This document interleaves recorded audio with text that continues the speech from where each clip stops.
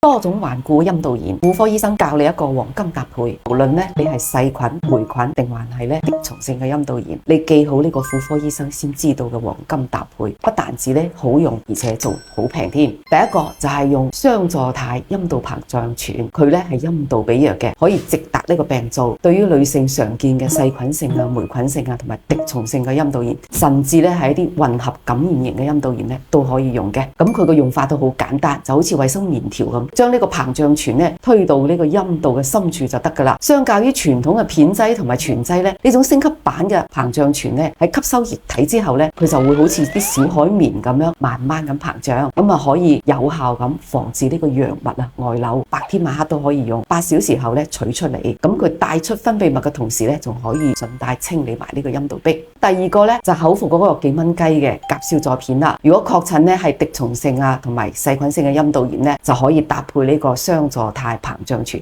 一齊使用。咁滴蟲性嘅陰道炎咧係需要伴侶一齊治療嘅。呢兩隻咧都係我哋婦科門診上係比較常用嘅藥物，一隻外用，一隻就口服。咁呢個黃金搭配，大家都記低未呢？